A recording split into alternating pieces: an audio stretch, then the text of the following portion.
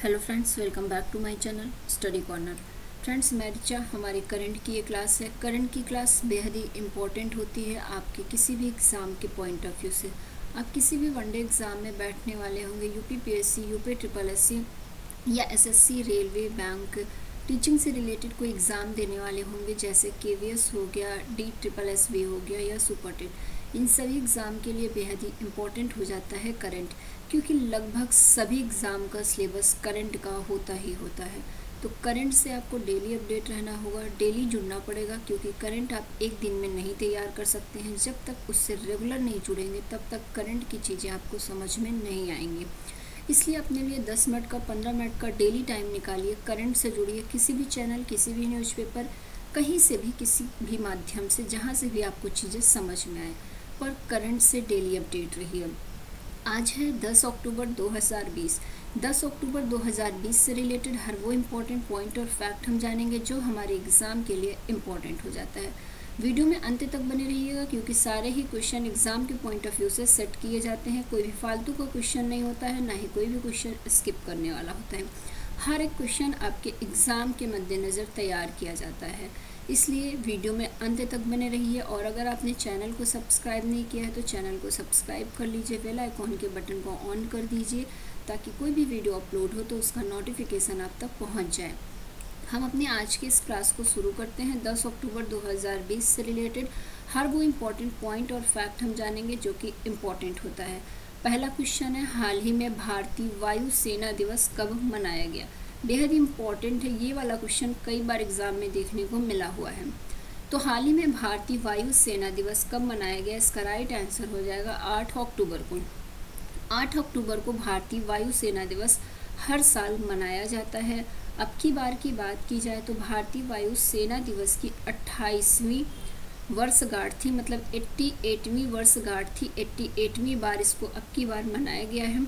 सबसे पहली बार बात की जाए तो सबसे पहली बार भारतीय वायु सेना दिवस कब मनाया गया था? तो यह 8 अक्टूबर 1932 ईस्वी को मनाया गया था। तो पहली बार भी आपको याद रखना होगा, डे से रिलेटेड कोई भी क्वेश्चन बनता है तो। जब 8 अक्टूबर 1932 ईस्वी को इसको पहली बार सेलिब्रेट किया गया था तो उस समय हमारा भारत आज़ाद नहीं था। उस समय इसका नाम भारतीय वायु सेना दिवस ना होकर के रॉयल भारतीय वायु सेना दिवस था।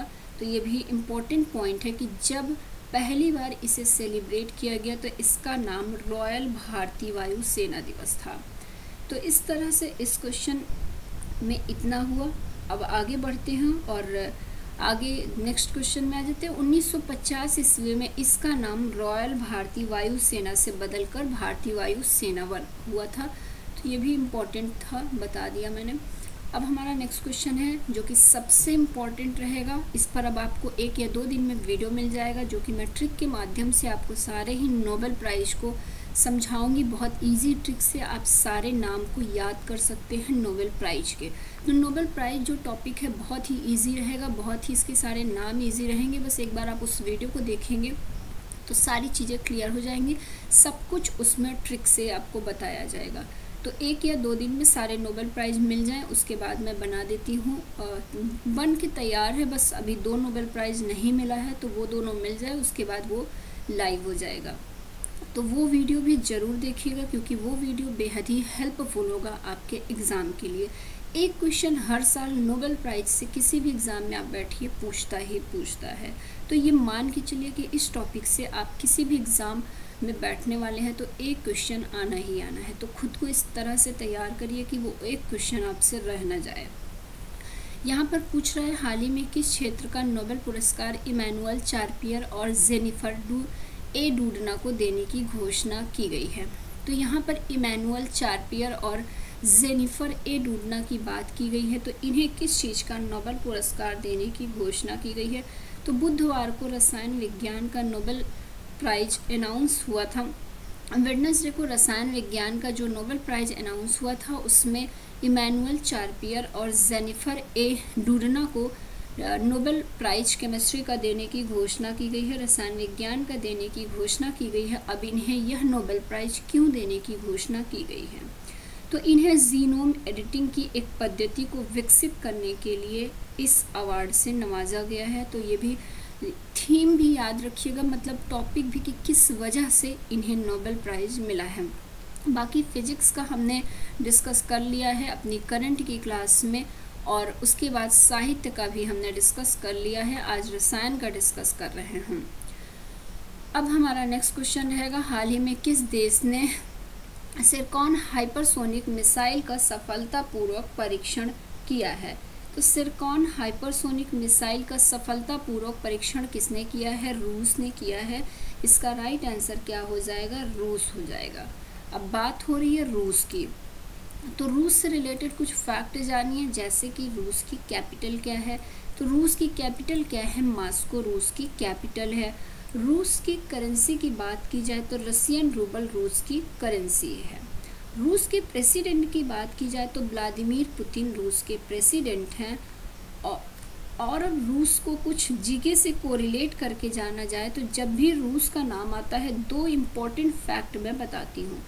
पहला तो उरल के पहाड़, ये कहाँ पर स्थित हैं? ये रूस में स्थित हैं। और दूसरा लेक बैकाल, ये कहाँ पर स्थित है? तो यह भी रूस में स्थित है। तो ये दोनों ही इम्पोर्टेंट फैक्ट थे जीके से रिलेटेड। अब अपने नेक्स्ट क्वेश्चन में चलते हैं। तो सिरकॉन हाइपरसोनिक मिसाइल का सफलतापूर्वक परीक्षण रूस में किया गया है। ये टी साइलेंट रहेगा, इसको पढ़ेंगे सिरकॉन। अब नेक्स्ट क्वेश्चन है हमारा, हाल ही में किसने NCERT की पुस्तकों को भारतीय सांकेतिक भाषा में बदलने की घोषणा की है? तो NCERT की पुस्तकों को भारतीय सांकेतिक भाषा में बदलने की घोषणा किसने की है? तो हमारे प्रेजेंट टाइम में जो सामाजिक न्याय और अधिकारिता के मंत्री हैं थावर चंद गहलोत, इन्होंने ही NCERT की पुस्तकों को भारतीय सांकेतिक भाषा में बदलने की घोषणा की है। तो राइट आंसर हो जाएगा थावर चंद गहलोत। थावर चंद गहलोत कौन है? तो यह हमारे प्रेजेंट टाइम में सामाजिक न्याय और अधिकारिता के मंत्री हैं। तो राइट आंसर ए हो जाएगा। अब अपने नेक्स्ट क्वेश्चन में आ जाते हैं। हाल ही में केंद्र सरकार ने RBI का नया डिप्टी गवर्नर किसे नियुक्त किया है? तो यहाँ पर केंद्र सरकार की बात हो रही है और RBI के नया डिप्टी गवर्नर की बात हो रही है। तो केंद्र सरकार ने RBI का नया डिप्टी गवर्नर किसे नियुक्त किया है? तो इसका राइट आंसर क्या हो जाएगा? एम राजेश्वर राय। एम राजेश्वर राय को केंद्र सरकार ने RBI का नया डिप्टी गवर्नर नियुक्त किया है। बात हो रही है अब RBI की, तो RBI को भी जानना इम्पोर्टेंट है क्योंकि यहाँ से भी क्वेश्चन बनता है। तो RBI की स्थापना की बात की जाए तो 1935 ईस्वी में RBI की स्थापना हुई थी। RBI के हेडक्वार्टर की बात की जाए तो मुंबई में RBI का हेडक्वार्टर है। RBI के गवर्नर की बात की जाए तो शक्तिकांत दास प्रेजेंट टाइम में RBI के गवर्नर हैं। और ये RBI के किस नंबर के गवर्नर है? तो ये 25वें RBI के गवर्नर हैं शक्तिकांत दास। तो ये नंबर भी याद रखिएगा, 25वें नंबर के ये RBI के कौन है? गवर्नर हैं। और डिप्टी गवर्नर तो हमने देख ही लिया, एम राजेश्वर राय को नियुक्त किया गया है। नेक्स्ट क्वेश्चन है हमारा, हाल ही में भारतीय कपास का पहला ब्रांड और लोगो किसने लॉन्च किया है? तो अभी आपने एक दिन पहले ही देखा करंट की क्लास में कि कपास डे को सेलिब्रेट किया गया था, वर्ल्ड कपास डे को सेलिब्रेट किया गया था। तो उसके बाद अब भारतीय कपास का पहला ब्रांड और लोगो लॉन्च कर दिया गया है। तो इसको किसने लॉन्च किया है? इसका राइट आंसर क्या होगा? इसका राइट आंसर स्मृति ईरानी हो जाएगा। स्मृति ईरानी जो कि हमारी केंद्रीय वस्त्र मंत्री हैं, इन्होंने ही भारतीय कपास का पहला ब्रांड और लोगो को लॉन्च कर दिया है। अभी तक इसका लोगो इसका लोगो जो है उसको लॉन्च कर दिया है। और ब्रांड का क्या नाम रखा गया है बात की जाए तो कपास के पहले ब्रांड का नाम कस्तूरी कपास ब्रांड रखा गया है। तो ब्रांड का नाम भी याद रखिएगा, कस्तूरी कपास ब्रांड इसका नाम रखा गया है। इसका लोगो आप गूगल में देख लीजिएगा। इसको किसने लॉन्च किया है? तो स्मृति ईरानी हमारी केंद्रीय वस्त्र मंत्री जो हैं इन्होंने लॉन्च किया है। अब नेक्स्ट क्वेश्चन है, हाल ही में मास्क की कीमत सीमित करने वाला पहला राज्य कौन बना है? तो आपको दिख रहा होगा, पता चल रहा होगा कि आजकल मार्केट में मास्क को लेकर बहुत ज़्यादा इसके दाम को लेकर जो दुकानदार हैं वो बहुत बढ़ा चढ़ा के बढ़े हुए दामों पे मास्क को बेच रहे हैं। तो अभी हाल ही में महाराष्ट्र राज्य सरकार ने अपने यहाँ पे मास्क की कीमत को सीमित करने वाला मास्क की कीमत को सीमित कर दिया है, मतलब इसकी एक प्राइस को सेट कर दिया है। तो यह ऐसा पहला राज्य बन गया है। वरना क्या हो रहा है कि मास्क की कीमत को लेके बहुत ज़्यादा दिक्कतें हो रही हैं। मास्क की कीमत अपने हिसाब से दुकानदार बढ़ा चढ़ा के बेच रहे हैं। तो महाराष्ट्र ऐसा पहला राज्य बन गया है जो कि मास्क की कीमत को सीमित कर दिया है। तो राइट आंसर इसका क्या हो जाएगा? महाराष्ट्र हो जाएगा। अब बात हो रही है महाराष्ट्र की, तो महाराष्ट्र से रिलेटेड भी कुछ फैक्ट जानिए जो कि इम्पोर्टेंट हो जाता है एग्ज़ाम के लिए। जैसे कि महाराष्ट्र की कैपिटल की बात की जाए तो महाराष्ट्र की कैपिटल क्या है? मुंबई है। महाराष्ट्र के सीएम की बात की जाए तो उद्धव ठाकरे महाराष्ट्र के सीएम हैं।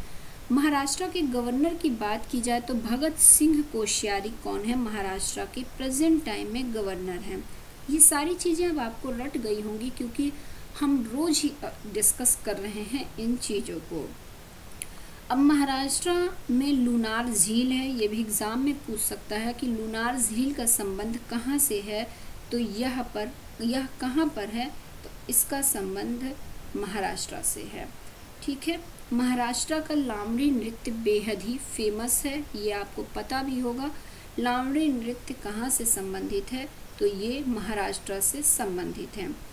महाराष्ट्र को अब करंट से कोरिलेट करके देखें तो मेरा परिवार मेरी जिम्मेदारी जो अभियान चल रहा है यह महाराष्ट्र में चलाया गया है। मेरा परिवार मेरी जिम्मेदारी अभियान महाराष्ट्र में ही प्रोजेक्ट प्लैटिना को लॉन्च किया गया है और महाराष्ट्र में ही महाराष्ट्र जो है यह मुफ्त स्वास्थ्य बीमा प्रदान करने वाला पहला राज्य बन गया है। तो ये अच्छा क्वेश्चन है कि कौन सा राज्य मुफ्त स्वास्थ्य बीमा प्रदान करने वाला पहला राज्य बना है, तो यह क्या होगा? महाराष्ट्र होगा। बाकी हमने सितंबर मंथ में अपनी करंट की क्लास में डिस्कस किया हुआ था महाराष्ट्र की हिस्ट्री से रिलेटेड एक बुक वहाँ के एक जर्नलिस्ट गिरीश कुबेर के द्वारा लिखी गई थी। उस बुक का क्या नाम है? उस बुक का नाम है Shivaji in South Block the unwritten history of a proud people. तो यह गिरीश कुबेर के द्वारा लिखी गई बुक है जो कि महाराष्ट्र की हिस्ट्री पर बेस है।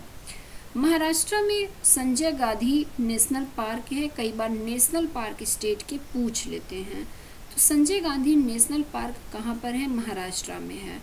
महाराष्ट्र में ही गुगुमल नेशनल पार्क है और महाराष्ट्र में ही नवेगांव नेशनल पार्क है। तो ये 3 नेशनल पार्क महाराष्ट्र से रिलेटेड हैं, इसको आपको याद रखना होगा। बाकी एक वीडियो में आपको सभी स्टेट के नेशनल पार्क से रिलेटेड भी बना दूंगी। बहुत पहले हमारे चैनल पे बना था, लेकिन मैं नए तरीके से ट्रिक से एक वीडियो आपको बना दूंगी इस पर भी। नेक्स्ट क्वेश्चन है, हाल ही में भारत ने किस देश के साथ साइबर सुरक्षा के क्षेत्र में समझौता किया है? तो यहाँ पर भारत ने किस देश के साथ पूछ रहा है, साइबर सुरक्षा पर समझौता किया है। तो इसका राइट आंसर क्या हो जाएगा? इसका राइट आंसर हो जाएगा जापान। जापान के साथ भारत ने साइबर सुरक्षा के क्षेत्र में समझौता किया है। तो बी वाला क्या हो जाएगा? राइट आंसर, मतलब जापान हो जाएगा इसका राइट आंसर। अब बात हो रही है जापान की, तो जापान से रिलेटेड भी कुछ फैक्ट जानिए। जैसे कि जापान के कैपिटल की बात की जाए तो टोक्यो जापान की कैपिटल है। जापान की करेंसी की बात की जाए तो येन जापान की करेंसी है और जापान के पीएम की बात की जाए तो योशिहिडे सुगा जापान के पीएम है। कौन है? योशिहिडे सुगा, ये जापान के प्रेजेंट टाइम में प्राइम मिनिस्टर हैं।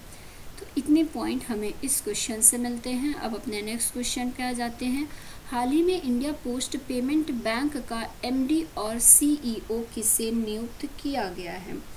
तो इंडिया पोस्ट पेमेंट बैंक का एमडी और सीईओ किसे नियुक्त किया गया है? जे वेंकट रमन को नियुक्त किया गया है। तो राइट आंसर इसका जे वेंकट रमन हो जाएगा।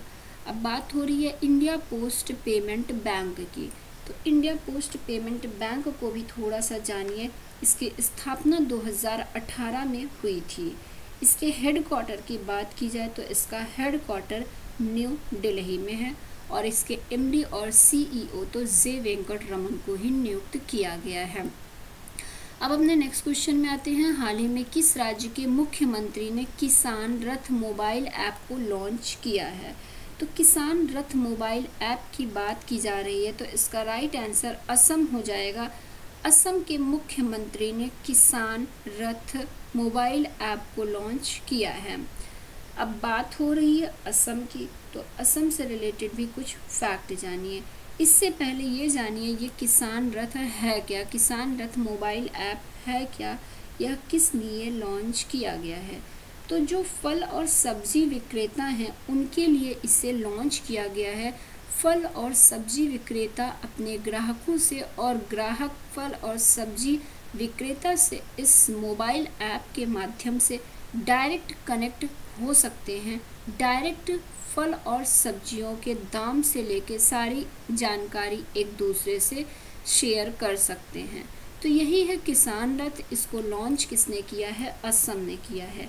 अब बात असम की हो रही है तो असम से रिलेटेड भी कुछ फैक्ट जानते हैं। जैसे कि असम की कैपिटल की बात की जाए तो दिसपुर असम की कैपिटल है।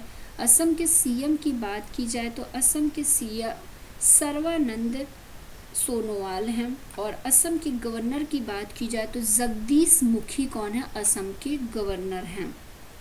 अब असम से रिलेटेड कुछ जीके के पॉइंट को देखा जाए तो सबसे इम्पोर्टेंट जो क्वेश्चन बनता है, एक काजीरंगा नेशनल पार्क जो कि एक सींग वाले गैंडे के लिए फेमस है, ये कहाँ पर है? तो ये असम में है। बहुत बार काजीरंगा नेशनल पार्क पूछा हुआ है तो इसलिए आपको काजीरंगा नेशनल पार्क दिमाग में बैठा लेना है कि ये कहाँ पर है। तो ये असम में है। असम में अभी हाल ही में एकमात्र गोल्डन बाघ देखा गया था, मतलब गोल्डन कलर का बाघ देखा गया था असम में। तो ये करंट से रिलेटेड क्वेश्चन है, इम्पोर्टेंट है। असम में ही धन्वंतरी योजना की शुरुआत की गई है। बाकी एकमात्र गोल्डन बाघ देखा ही गया है। हिमा दास जिन्हें ढिंग एक्सप्रेस के नाम से जाना जाता है, ये कहाँ से बिलोंग करती हैं? तो ये भी असम से ही बिलोंग करती हैं। असम में रेडियो प्रोग्राम प्रज्ञा को लॉन्च किया गया है। तो रेडियो प्रोग्राम प्रज्ञा का संबंध कहाँ से है? तो यह असम से है। अब हमारा नेक्स्ट क्वेश्चन है, हाल ही में यूजीसी ने देश के कितने विश्वविद्यालयों को फर्जी घोषित किया है? तो यूजीसी ने अभी हाल ही में देश के 24 विश्वविद्यालयों को फर्जी घोषित किया हुआ है। यूजीसी का मतलब क्या है? तो यूनिवर्सिटी ग्रांट कमीशन यूजीसी है, इसी ने ही देश के 24 विश्वविद्यालयों को फर्जी घोषित किया है, जिसमें सर्वाधिक जो विश्वविद्यालय हैं वो उत्तर प्रदेश के हैं। उत्तर प्रदेश के 8 विश्वविद्यालयों को यूजीसी ने फर्जी घोषित कर दिया है। तो आप अब गूगल में जाके वो लिस्ट देख लीजिए, क्योंकि हो सकता है वो ज़रूरी हो आपको जानना अगर आप यूपी स्टेट से बिलोंग करते हैं। तो इसके बाद 7 विश्वविद्यालय 7 यूनिवर्सिटी जो हैं वो दिल्ली की हैं, जिन्हें की फर्जी घोषित कर दिया गया है यूजीसी के द्वारा। तो इस तरह से 4-5 स्टेटों को मिला करके यूजीसी ने 24 विश्वविद्यालयों को फर्जी घोषित कर दिया है, जिसमें 8 यूपी के, उसके बाद 7 दिल्ली के हैं। बात हो रही है अब यूजीसी की, तो यूजीसी से भी रिलेटेड कुछ फैक्ट जानते हैं। जैसे कि यूजीसी की स्थापना की बात की जाए तो 1956 ईस्वी में यूजीसी की स्थापना हुई थी। यूजीसी के हेडक्वार्टर की बात की जाए तो न्यू दिल्ली में यूजीसी का हेडक्वार्टर है। अब अपने नेक्स्ट क्वेश्चन में आ जाते हैं, हाल ही में किस राज्य ने साइबर पुलिस स्टेशन स्थापित करने की घोषणा की है? तो साइबर पुलिस स्टेशन की बात हो रही है तो इसके स्थापना करने की घोषणा किसने की है? तो इसका राइट आंसर ए वाला हो जाएगा। छत्तीसगढ़ ने साइबर पुलिस स्टेशन को स्थापित करने की घोषणा की है। तो क्या हो जाएगा राइट आंसर? छत्तीसगढ़ हो जाएगा, ए वाला हमारा राइट आंसर। अब बात हो रही है छत्तीसगढ़ की। इससे पहले ये जानिए ये साइबर पुलिस स्टेशन है क्या? तो इसके तहत साइबर क्राइम को कम किया जाएगा। साइबर क्राइम को कम करने के लिए, साइबर क्राइम क्या होता है, तो साइबर क्राइम जो ऑनलाइन या नेट के थ्रू क्राइम किया जाता है वही साइबर क्राइम होता है। तो साइबर क्राइम को कम करने के लिए साइबर पुलिस स्टेशन स्थापित करने की घोषणा छत्तीसगढ़ राज्य सरकार ने किया है। बात हो रही है छत्तीसगढ़ की, तो छत्तीसगढ़ के कैपिटल की बात की जाए तो रायपुर छत्तीसगढ़ की कैपिटल है। छत्तीसगढ़ के सीएम की बात की जाए तो भूपेश बघेल छत्तीसगढ़ के प्रेजेंट टाइम में सीएम हैं। छत्तीसगढ़ की गवर्नर की बात की जाए तो अनसुईया उइके छत्तीसगढ़ की प्रेजेंट टाइम में कौन है, गवर्नर हैं। छत्तीसगढ़ को करंट से कोरिलेट करके देखा जाए तो ई लोक अदालतों का आयोजन छत्तीसगढ़ में हुआ है। मतलब ई लोक अदालत जो है उसका आयोजन छत्तीसगढ़ में हुआ था। छत्तीसगढ़ में ही पढ़ही तुहार द्वार ऐप को लॉन्च किया गया है। ये सारी चीज़ें हम अपने करंट की ही क्लास में डिस्कस की हैं, तो याद रखिएगा पढ़ही तुहार द्वार ऐप को कहाँ लॉन्च किया गया है, तो छत्तीसगढ़ में। एक और ऐप है सी घाट ऐप, इसे भी छत्तीसगढ़ में लॉन्च किया गया है। छत्तीसगढ़ में ही राजीव गांधी किसान न्याय योजना की भी शुरुआत हुई है। छत्तीसगढ़ राज्य सरकार ने जो पुलिस हैं, पुलिस वालों को पुलिस से जो डिप्रेशन ग्रस्त व्यक्ति हैं, पुलिस के द्वारा प्रताड़ित किए जाते हैं, उन कर्मियों के लिए स्पंदन अभियान को शुरू किया है। वहाँ की पुलिस ने वहाँ की जो छत्तीसगढ़ की पुलिस है, वहाँ की पुलिस ने अपने राज्य के डिप्रेशन ग्रस्त कर्मियों के लिए स्पंदन अभियान योजना की शुरुआत की है। तो ये कुछ इम्पोर्टेंट फैक्ट था छत्तीसगढ़ से रिलेटेड। ये हमारे आज का वीडियो था फ्रेंड्स। वीडियो कैसा लगा हमें अपनी सजेशंस ज़रूर दिया करिए। वीडियो अच्छा लग जाए तो लाइक कर दीजिए, शेयर कर दीजिए अपने फ्रेंड्स और फैमिली मेम्बर्स में। और अगर आपने चैनल को सब्सक्राइब नहीं किया है तो चैनल को सब्सक्राइब कर लीजिए, बेल आइकॉन के बटन को ऑन कर दीजिए ताकि कोई भी वीडियो अपलोड हो तो उसका नोटिफिकेशन आपको मिल जाए। और जल्दी ही हमारा नोबेल प्राइज़ वाला वीडियो अपलोड होने वाला है, तो उसे ज़रूर देखिएगा। वो बहुत ही आपको हेल्पफुल होगा आपके एग्ज़ाम के लिए, क्योंकि ये जो नोबेल अवार्ड होता है उसमें जो दिए जाते हैं अवार्ड वो काफ़ी टफ़ होते हैं, उनके नाम काफ़ी टफ़ होते हैं उन साइंटिस्ट के, उन्हें याद करना बड़ा मुश्किल हो जाता है। क्योंकि अवार्ड तो 6 ही होते हैं, लेकिन लगभग आप देख रहे हैं कि फ़िज़िक्स में 3 लोगों को, केमिस्ट्री में 3 लोगों को, तो इस तरह से संख्या में, नंबर्स में काफ़ी लोग हो जाते हैं, काफ़ी पर्सन हो जाते हैं, हमें उनके नाम याद करने होते हैं। तो सारी चीज़ें मैं ट्रिक के माध्यम से मेरे वीडियो में बताऊंगी, तो वो वीडियो ज़रूर देखिएगा, बेहद ही हेल्पफुल होगा आपके लिए। अपने नेक्स्ट वीडियो में हम फिर से मिलते हैं, तब तक के लिए धन्यवाद।